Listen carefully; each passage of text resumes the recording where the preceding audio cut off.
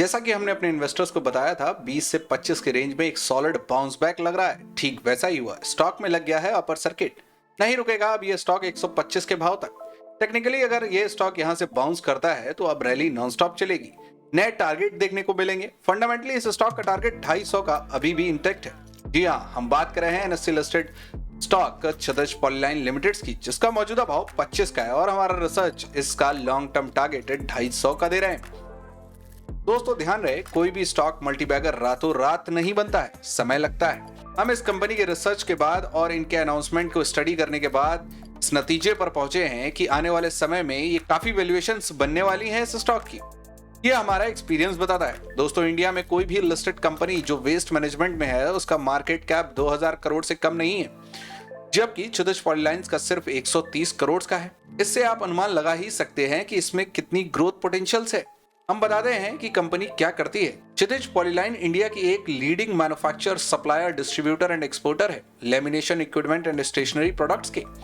इनके प्रोडक्ट कुछ इस प्रकार है। इनका मैन्युफैक्चरिंग प्लांट सिलवास में है और काफी बड़ा है, जहां पर प्लास्टिक ग्रेन्युअल से लेके शुरू कर फिनिश प्रोडक्ट तक सब इन हाउस ही मैन्युफैक्चर होता है। इसकी एक झलक इस वीडियो में भी दी गई है। इनकी फैक्ट्री और जमीन खुद की है, जिसकी वैल्यूएशन काफी ज्यादा आंकी जा रही है। इस कंपनी में लगभग 500 एम्प्लॉय काम करते हैं। इनके फाइनेंशियल्स पर अगर नजर डालें तो कुछ इस प्रकार हैं।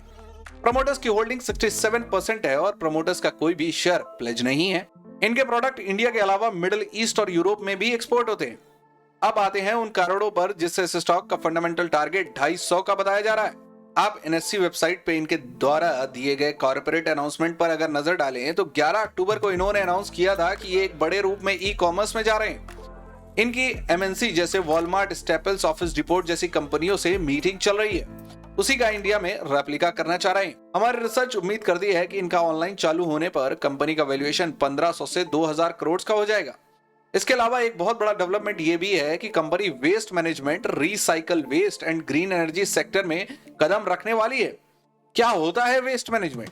वेस्ट को कलेक्ट करना, उसको ट्रीट करना और प्रॉपर डिस्पोज करना। इसके अलावा वो प्रोसेस डेवलप करना है या कर देना जिससे प्रोडक्शन में कम वेस्ट प्रोड्यूस हो, और अगर हो तो उसे रीयूज और रिसाइकल हो सके।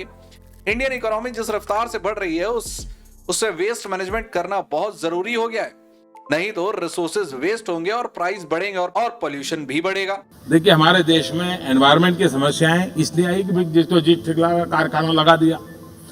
दे were not conscious about it. E waste के सॉल्यूशन खोजने चाहिए।